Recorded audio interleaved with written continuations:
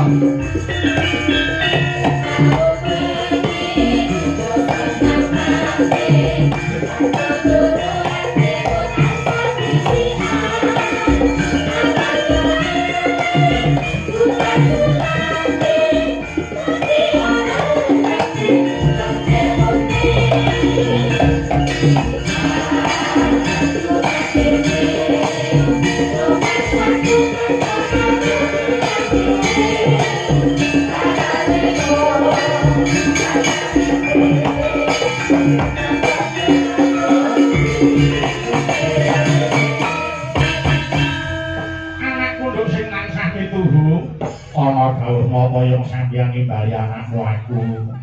Unjuk syukur ngersani Gusti kang nyipta jagat.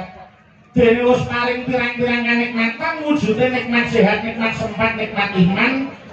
Satemah desa tetunggalan apa ana dukuh Teras Wetan siji nggih desa Teras Wetan RT 3 RW 1 Kecamatan Geneng Kabupaten Ngawi nggih. Alhamdulillah yo awit saka pangestuning para pepunden awake dhewe sak kanca wis pareng sowan ana daleme panjenenganing Bapak Gunaryanto SOS MSI lan Ibu Tutut Winastri ANJ. Iya Nduk dawuh kowe ngerti apa ora iki kagungan kersa apa yen ora kleru kagungan kersa ngunduh mantu. Iya kena diarani ngunduh mantu lan uga kena diarani mantu nggih jalaran mantene wadon wis dadi putrane Pak Gun dhewe Nduk wis minengku kaya putrane dhewe nggih. Ya kuwi Raka Mas Fahrul Dwianto kuwi putra kaloro saka jenenge Pak Gunaryanto ingkang wis anjatu krama Mbak Feni Widyawati kuwi putri jenenge Bapak Wijilan Ibu Ernawati SPJ saka Kauman Kecamatan utawa Kabupatene Magetan nggih. Alhamdulillah ijab wis kelakon tanggal 17 Oktober 2020 Nduk. Oh ngono nggih. Iki mung kari ngunduh manten nggih. Mantu sing diman-iman kabeh metu. Ya kuwi tresnane wong tuwa marang anak, celengane wong tuwa kanggo anak. Ora eman panjenengane Bapak Gunaryanto ngragati marang Mas Fahrul jalaran pancen wong tuwa nyambut gawe kuwi nggo majake anak kok Nduk. Oh ngaten ya Mas. Iya. Lan ngantasi Mas nyantarani Mas Fahrul lan uga panjenengane Bapak Gunaryanto wis padha netepi sumpahe dhewe-dhewe. Kok sumpahe dhewe-dhewe kepiye? Yen anak sumpahe anak nyang wong tuwa kuwi mikul dhuwur mendem jero. Nek yen sumpahe wong tuwa ngarang anak, anak polah bapa kepradah. Mas Fahrul kepengin palakrama, Pak Gunaryanto nrajai. Mula bengi iki wis kelakon digelar bahagian kaya ngene ndae nggih. Amin ya rabbal alamin. Mula yo pandongaku kanggo pengantene ya kuwi muga-muga sakinah mawaddah warahmah. Nggih.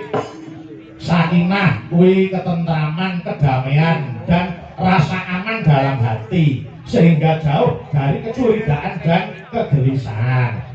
Terus mawaddah ya kuwi cinta dan kasih sayang yang membara serta rasa saling memiliki yang dijawantahkan melalui perhatian dan penghargaan. Nggih, warahmah ya kuwi kasih sayang yang mendalam dan terwujud dalam menerima kekurangan pasangan, memaafkan serta adanya rezeki dan karunia Allah SWT. Amin ya rabbal alamin Nduk. Muga-muga pandongamu kuwi dijabahi dening Gusti Kang Nyipta Jagat. Mas Fahrul Mbak Feni ora kok dadi bojo ning dadi jodoh nggih. Apa ana bedane bojo karo jodoh? Bojo kuwi kalau mangsane iso pegatan iso pisahan. Nek wis dadi jodoh kuwi ora ana bisa misahke mung kejaba maut kok Nduk. Amin ya rabbal alamin. Nggih. Dawuh iki matur nuwun kunjuk dening Bapak Ngades, Bapak Haji Tony Riyadi Eza kang wis paling idi paringah nggone panjenenganing Bapak Gunaryanto gelar bahagian ora mung bengi iki. Oh ngono ya. Wingi bengi orkes Melayu utawa dangdut. Oh nggih. Awan mau uyon-uyon utawa kelenengan. Dene bengi iki pagelaran wayang kulit awake dhewe sing tinimbalan sowan ana dalem kene. Nggih. Matur nuwun Yoyong dene ketua panitia Bapak Sukanto oleh ngopeni para kanca pengrawit wis ora kira-kira. Tenang kok nggih.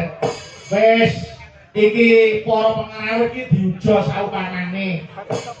Wis dadi unen-unen to. Ya to seniman iki yen mulya ya kaya raja, nek sengsara ya sak ngisore kere. Nggih.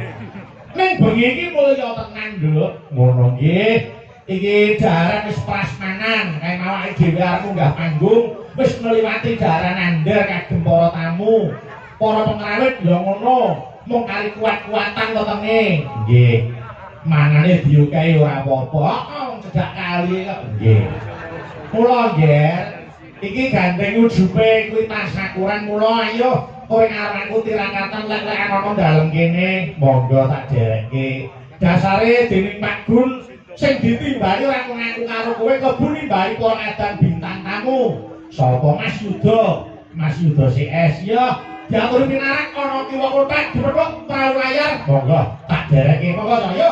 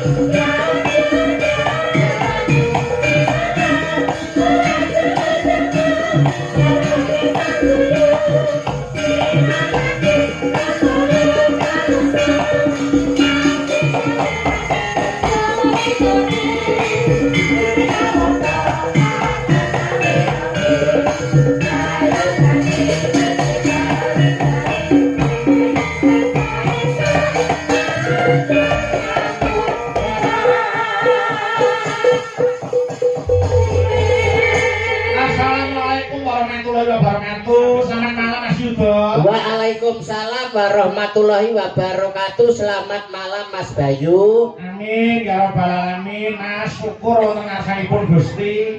Kula panjenengan iso ketemu wonten Keras Wetan mriki. Alhamdulillah wa syukurillah. Mugi kawilujengan katentreman lan kabahagiaan tansah kajiwa kasarira dumateng keluarga ageng Bapak Gunaryanto lan Ibu Tutut mandhapipun dumateng temanten Sarimbe mugi tansah pikantuk berkah rahayuning Gusti satemah dados keluarga ingkang sakinah mawaddah lan warahmah Allahumma amin. Mas Yuda nggih bejo besane wong tuwa niku yen iso mala kramake putrane menangi nggone ndhautke putrane Mas leres Gira, nggih, mula kula panjenengan nulang dhateng lokasipun panjenenganipun Bapak Gunaryanto duweni Ibu Tutut. Nggih, sebabe apa kok panjang umur mergo penggalih semeleh ora kemungsung rasane. Leres. Aja to nampa rezeki paribasane nampa pancoban wae, tetep disyukuri. Niku umate Gusti sing pancen hebat tenan Mas Yuda. Wah, saestu kok Mas Bayu. Hebat niku mboten kados Pak Carik. Kula nek bali cekap Pak Carik ngoten mawon. Pun buntas pun rampung anggenipun netepi darmaning pini sepuh. Wong kewajibane wong tuwa darmane wong tuwa siji paring asma sing becik kanggo putrane, loro maringi ilmu utawa nyekolahke sing nomor 3 nikahke lamun wis dewasa. Wah, panjenengane pun buntas pun rampung anggenipun netepi darmaning sepuh. Amin. Pak Carik jan hebat luar biasa. Hebat. Napa melih menika mapan wonten desa sing paling atos. Desa paling atas Keras. oh iya nggih Desa keras, masyarakate kompak, guyub rukun, dasare sing kagungan kersa Pak Carik kalih butuntut juragan pitik. amin amin amin Nah, nek kula kalih panjenengan ditanggap karo butuntut juragan pitik wis ora ngentekno telek sak truk. wah diaturi kok Saestu. apa anu Bu cari mbari awake dhewe iki upil apa awang kene iki paribasane ngempek iki keterimane Bu Carik kali Pak Carik kok Malah kepara kala wau sampun wonten usulan panjenengan mengke mboten sah kesusu kondur rumiyin. Nggih. Awit napa panjenenganipun Bapak Lurah nggih badhe manggi panjenengan maringi DP kagem taun ngarep. Ora gawe-gawe lho. Lho, saestu lho pripun Bapak Ibu setuju nggih? Taun ajeng Pak Lurah setuju nggih? Pun rasan-rasan nggih cekap panjenengan kula kalih Mbak Niken pokoke kumplitane nggih ngeten iki. Oh, alhamdulillah. Alhamdulillah. Iku tadi dongane awake dhewe. Nggih, keras to daerah keras mriki sing kersa gelar wayang, sing kersa gelar pertunjukan tegese kiai kene iki ayem tentrem kahanane. Saestu wong desa keras niku desa maju, nadyanto desa keras niku desa sing maju. Listrik sudah masuk desa. Ternyata bareng tak selidiki, neng keras niki tesih usum ting. Oh, isih ana ting. Tesih kathah ting. Nggih. Anggere esuk nang nggo kanal ting ploweding ngono niku. Nggih, heeh.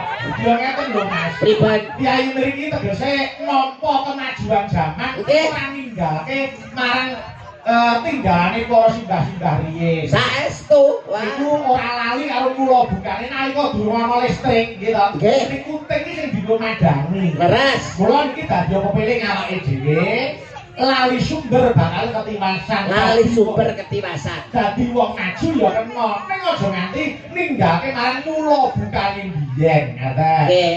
Ya contoh ya kiai kene wajar, kiai Drapiak Semangat. Nadyan sore mau dan Nggih. semanten para pamriksa dalu menika sing ngancani awake dhewe nggih. Alhamdulillah isih akeh Mas Yuda. Boten ngirangi guyub rukun lan tandha tresnane dumateng budaya nyatane sing kepareng rawuh sakmenten kathahipun menika mratandhakaken bilih desa keras menika masyarakatipun guyub rukun ayem tentrem. Amin. Nek niku Mas Yuda. Nggih.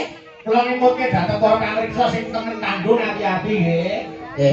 Nek sing kono lho Mas, sing iki nek kok kadang kiwa kae lho sing. Nggih, sing kiwa nggih. Ku nek dumujung apa keplok ya hati-hati nek kepleset gak nyemplung kali. Nggih. Wah, jatenan kok. Malah sekeca lho Mas. Heeh. Para napa mriku sederek-sederek dulur-dulur sing mirsani wayang iki malah penak ae. Lah piye penake? Masa enek delok wayang kok karo mancing. Wah, wis jan penak tenan kok. Alhamdulillah. Luar biasa menika saking guyub rukunipun tresnanipun dumateng panjenengan napa melih masyarakat keras menika benten kalian daerah lintunipun Mas. Napa bidange? Alah sok kala mongsane daerah liya niku sok seneng gegeran, sok seneng tawuran, tapi nek masyarakat mriki kondusif guyub rukun. Daerah liya karo tangga sok gak gelem nyopo, karo dulur sok gak gelem akur, tanggane tuku kulkas atine panas, tanggane tuku gelang atine melang-melang, tanggane tuku kalung atine bingung, tanggane tuku ceret lho mentret. Niku Mergo saka ora akure isine iki mung ngeri atine iku. serik. Ayo to kaya Pak Carik niku gak duwe sifat serik, tumindake sarwa apik, dasar sing wedok usahane pitik, duweke sithik diklumpukne kanggo nanggap wayang kulit, insyaallah barokah tambah apik. Allahumma Amin, amin. Wajar. Nek Mas Yuda ki ora rugi. mboten rugi, malah sing rugi kula. Lah piye ta? Ngejak curug keton iki gak omong blas. Ya Allah Gusti, nuwun sewu lho Kakang blekok moncrot. Ora sampe mandrot, Lah nyapa? ya mung cemet ngono tok. Kakang blekok cemet mbok katuran ngendika wong iki wis awake dhewe karo Mas Bayu kok Aku ki suwe lho ora ketemu karo Mas Pondo. Kuangen aku iki karo Mas Yuda. Nah, iya. Piye Mas Mandor? Pripun Kok wis ora ketemu Mas Mondo. Nggih. Aku kangen, Mas. Kali Mas Yuda niku kangen.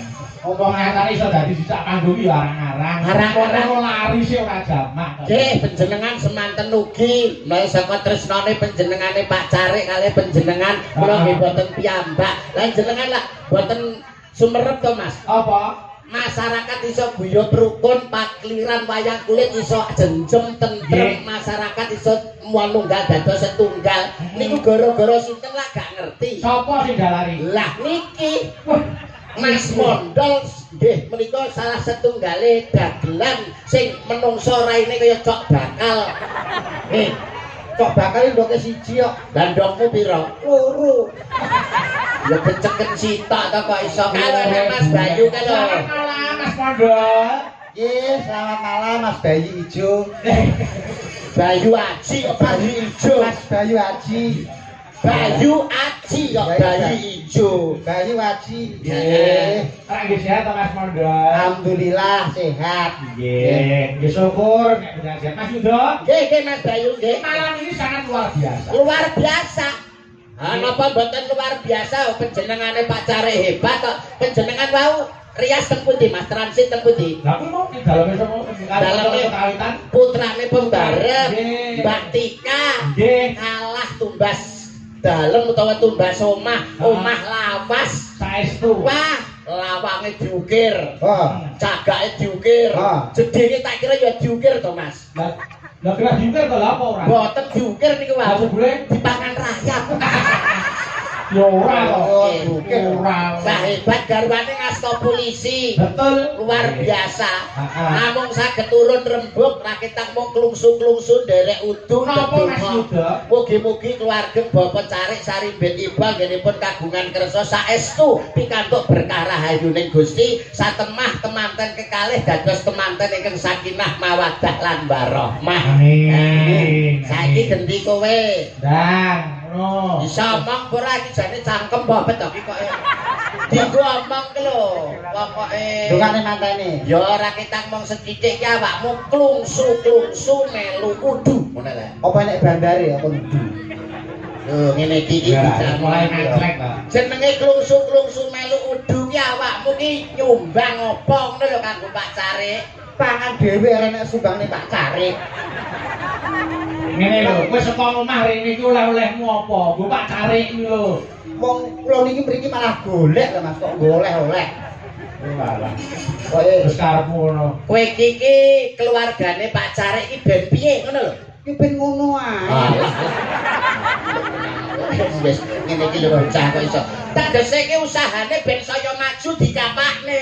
Disurung. Maju. Mas enten kabel lecet ta? Lho apa ta? Kuwi nyetrum cangkeme cah iki. Jak omongan kok ora nek benere blas melu ndonga. Yen cara aku tumrape aku ngrasuk agama suci, tak dongakne barokah Allahu laka wa barokah alaika wa jama'a bainakum fil khair. Muga dadi keluarga sing kebak barokah lan dikumpulke karo wong-wong kang saleh. Allahumma Amin. menak lancar. Ya kowe, Ayo ngono. nganggo basa arep kaya awakmu. Lho, ya kudu iso ta. Dikira ora iso kok. Kanggo temanten to donga. Iya kanggo temanten. Ayo piye coba dungane? Rungokno. Oke. Iya kok iso. Ijo ya aku ra buder. Bah bocah iki. Bismillahirrahmanirrahim. Bismika Allahumma ahya wa bismika amut. Kene iki keras wetan lho. Sing Oke kecamatan santri bener lho. lho. Oke santri para alim ulama ki oke lho. Godhange para kiai, kedunge para alim ulama, akeh para santri, akeh ulama lho. Tembungmu sak limah kok nyocok rasane ngati iki lho. Kowe iki lho ndongakne manten piye? Gak krungu to Mang aku ndonga banter. Piye to jajal piye? Rungokno. Bismillahirrahmanirrahim. Bismika Allahumma ahya wa bismika amut. Lho, krungu ora? Cah kocluk, cah gendeng, cah kentir. Kuwi ngono jenenge doa tidur, doa arep turu. Cah kocluk, cah gendeng, cah kentir. Ngerti ya, manten nek radang turu kapan metenge. Oh iya iya iya bener. Bener. Ketoke sak kleraman. Sak celeraman. Lambe Mas Pondone kaya ngawut. Ning isine bener. Isi nopo to lambe kaya ngene kok mawet to bentuke kaya jumbleng. Wong Lambe jumbleng. Mas yo dikaya ngopo awakmu ki cara nyambut gawe utawa cara wong omah-omah iki kan luwih suwe saka temantene. Mesine kan kowe iso menehi tutur sembur. Ayo mbok nuturi. Nah. Tutur sembur ki piye ning manten ngono. Ula kok piye kok nyembur. Tutur sembur ki maksud iki kata mutiara lho. Kata mutiara kanggo temanten supaya rumah tanggane bahagia ki kowe kan duwe resep. Oh, alah arep masak terus kita resep. Resepe anu nasi goreng. Ngene. Kata terakhir yo manten saka jenengan apa wis. War bongko iki kata terakhir. Wong jak omongan bangel iki mau dicopet ngene ae lho kok iso. Kanggo ndonga temanten ki lho, cara konsepmu ki piye? Lah kabeh wis ana kuncine kok Mas. Weh edan tenan kok. Kabeh iki urip ning alam donya kabeh ana kuncine. Tegese wong omah-omah sadurunge omah-omah lan omah-omah kuwi ana rumus utawa ana kunci. Ana rumuse ana kuncine. Matematika kok kaya rumus. Ora ngentahi. Ora ngentahi. Baru adene tinggali ya sing tenanan langsulan kok rumuse apa? Rumuse wong omah-omah, kunci wong omah-omah sakurunge dadi manten kudu piye? Loh, tetep kuncinya hanya 3. Apa kuwi? A, B, C. Lho. Manten nek mbok tukokno kecap iku ngecroti matamu kowe. Kunci wong dadi manten ada 3. 3. A B C. Kuwi enek maknane, Enak maknane. enek karepe. Enak karepe. Wah edan tenan kok gundul iki kok iso. Wis mari kok. Karepe apa karepe? Huruf yang pertama adalah A. A. Anak loro kudu padha senenge. Iya, Bocah loro lanang wadon kudu padha senenge. Mergo dadi manten ora iso dipaksa rasane. Betul. Mula kudu padha senenge. Padha Oke. senenge. Nek wis bar A terus B. B. Bapak Ibu kudu merestui. Wo. Bapak Ibu Kudu merestui, mergo restu wong tuwa ki padha karo ridhone pangeran supaya anak turune dadi keluarga sing bahagia. amin. Bapak Ibu kudu Merestui. Terus A, B, C saiki. C. Cukup dibawa ke KUA. Sah. Hebat Munggah iki. agama, munggah negara. Hebat. Wong modele ndas-ndasane kaya cilok ngene lho kok ngawur tembung sak tembung iki kok ya iso lho kok iso. Ngene masuk gak cilok. Nggih. Ngawur ngene kok cilok. Lah iki apa? Iki ngono tahu gula. Digoreng dadakan 500-an langsung kok dilet. Tanggal esuk dirai gak tau.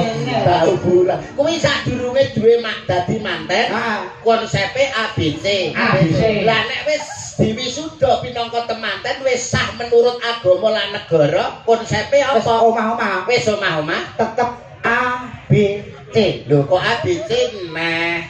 Kabeh rumusnya ki A B C. A yang pertama, Anak istri yang diutamakan. oh, nek wong Wis omah-omah. omah-omah. Loh, wis Anak omah-omah. istri harus diutamakan. Utamakan. Terus B, Bungah susah dilakoni wong loro. wedan jelas Nggih. itu. Pak Lurah medun langsung menehi DP iku jelas. Lah DP panjer to. Heeh. DP dupak. A, A B terus saiki C. C.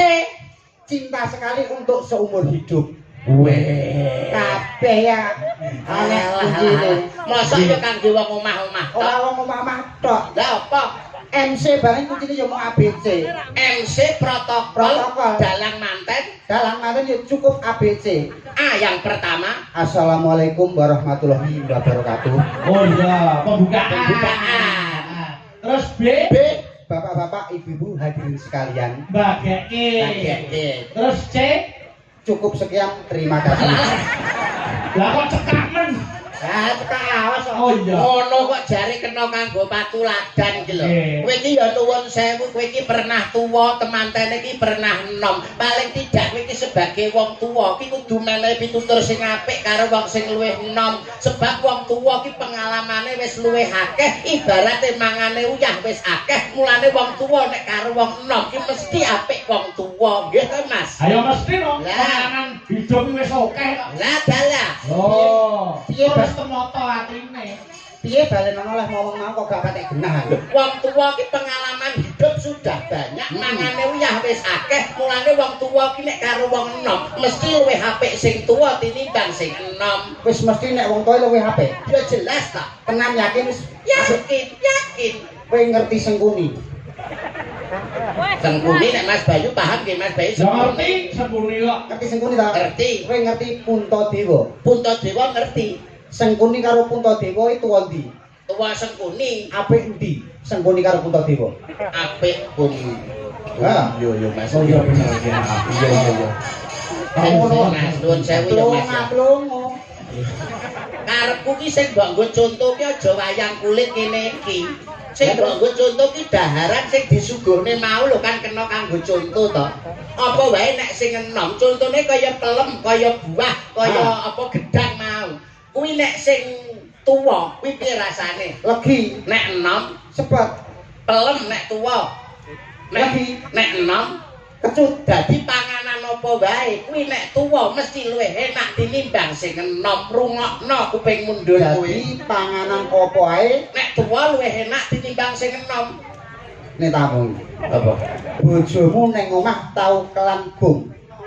Tau nyayur bung. Ini ya Mas ya, pelem ya. Pelem, Kuwi nek tuwa legi. legi, Nek enom kecut, gedang nek tuwa, legi, nek enom sepet, salak nek tuwa. legi, Nek enom sepet. dadi panganan apa wae kuwi nek tuwa luwih enak tinimbang sing enom. Rungokno kupingmu, aja mbok bantah. Jadi panganan apa ae nek tuwa Luwih enak tinimbang sing enom. tak takon aku. Takon. Bojomu ning omah tau nyayur bung ora? Tau kelanjangan bung ora? Ini ya Mas ya, pelem ya Mas ya. Iya, Pelem pelem. nek tuwa legi. Legi. Tapi nek enom kecut. Kecut. Gedang kuwi nek tuwa legi. Legi. Nek enom Enak, kecut. sepet. Dadi panganan apa wae kuwi nek tuwa luwih enak tinimbang sing enom. Panganan apa ae nek tuwa Enak tinimbang sing enom. sik aku tak takon. Bojomu ning omah tau kelan bung ora? Ini lho ya Mas, pelem ya Mas. Ini kelem nek. Oh, Enak ngene. Lah aku wong ngawi, aku wong geneng, jangan bung ya tau to senenganku to kowe. Tahu ya? Tahu. Kayak sing nom apa sing tuwa? Jenenge bung anak pring ya sing enom. Kok gak sing tuwa ben enak ben nyocok tangkemmu. Ngene iki. apa yang iso kan didek. Wong enak menungso kon mangan gedhek iki ya. Nuwun sewu nggih Mas Bayu nggih. Awakmu ki mbaya aja kaya ngono. Sing mbok derekno ki Mas Bayu lho. Ki Bayu Aji Prasetyo ki dalang kondang saka Surakarta. Kowe iki tindak sapecak tembung saklimah muna-muni kudu sing sarwa ngati-ati. Tugas dalang ki ngudal piwulang. Piwulang sing luhur, piwulang sing becik. Kok sak penake kowe karo dalang? Lha terus karepe Lho, dalang ki gawean sing abot lho, Mas. Aja kepelekno dalang lho kowe. dalang nyabot. Abot. Abote dalang nggih endi apa ngangkati gamelan? Apa usung-usung gamelan apa nonton debok? Dalang teko kare lungguh karo nyabot. Apik lambene. Ngene 80 lho ora entuk dinyang. Iki gambar izin kok kene. Ngono ya. Ini lho sing perlu diluruskan ngeten iki lho, Mas. Kelek bebek, sing ngomong aja wae. Jebule sae. Loh, sampe dadi dalang apa? Lha kena kabut to yo. Mripate melek tangane nyolake wayang sikile jejake keprak. Lah ya kono apa turu? Wong ya melek teko esuk. Anak sing turu. Tahu ae sing turu ae terus ditinggal ngene bis.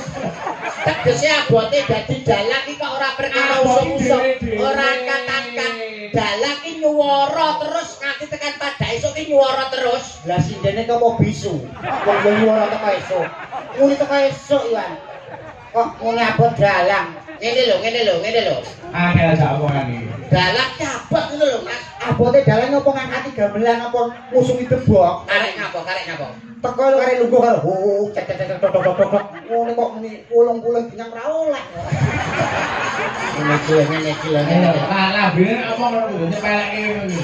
Abote dalang iki kok ora perkara usung-usung gamelan atau debok. Abote dalang sing tak maksud abot, sukses lan orane pagelaran bengi iki kuwi tergantung dalang rungokno ndul kupingmu. Ya ora iso. Lho kok ora iso? Ora iso. suksese pagelaran kuwi ora perkara dalang. Lah perkara apa? Perkara genset. Enek dalange, enek yogane, enek jensete opar garingan. Pedhot gorokane no Mas. Ya, Mas. Wis. Pentingnya genset. Berarti sing penting ora dalang. Ora Sing penting apa? genset. Nek ngono sing penting ya ora genset. Lah apa? Sing penting solar, enek gensete, gak enek solare, apa arep mbok uyuhi gensetmu. Yo ora iso nguruk. Gak iso ngurus. Dadi sing penting Solar. ora iso. Sing penting pom. Enek solare, ora nek pome leh arep tuku nang ndi. Ngene bakul brambang. Ora enek. Berarti sing penting apa? Sing penting pom. Nek ngono sing penting ya ora pom. Lah apa? Sing penting lemah utawa bumi. Nek gak enek bumi arep mbok encep ning ndi pommu. Ora iso dibangun. Lah, sing penting bumi. Nek ngono sing penting ya ora bumi tok. Lah sing penting apa? Sing penting Allah Subhanahu wa taala. Yo entek nek tekan kono yo wis. Entek. Lah, didorone yo entek lho. Lah ra nang parang rono suwi utuh ngengkel-engkelan tok. Klungsu melu udu. Gliyak-gliyak watone. Tanda Gremet-gremet Katone slamet. Hah? Mula kabeh iki penting. Nggih, nggih. Kaya dene wong sak awak sak kujur iki. Nggih. Mripat duwe kewajiban dhewe, irung duwe kewajiban dhewe, lambe, tangan, sikil duwe kewajiban dhewe-dhewe. Leres. Dalang yoga sinden pelawak niku wis ana nggone dhewe-dhewe, ora perlu dibanding-bandingke gitu. Betul. Duweni tanggung jawab sing abot kabeh. Kaya dene Mas Yuda. Nggih. Ya duweni tanggung jawab. Betul. Mergo panjenengan kuwi duweni kulawarga gitu. Nggih. Nyambut gawe sing apik, satemah para pamirsa semangatine sok bakal ditimbali meneh. Amin. Nggih. Oh, sampeyan dhewe wis seneng kok aku. Lah nggih. Luwung ngoten mriki gene Pak Lurah, luwung ngoten mawon. Piye? Sogone Pak Lurah ra nggo Aku karo Mas Bayu tok. Ah, Pak Lurah tak baca. Wong kene iki yo kancane. Aja nesu. Ora nesu. Tak goleki kanca. Saged, nggih, nggih. Yo niken salindri ben ngancani we. Jebul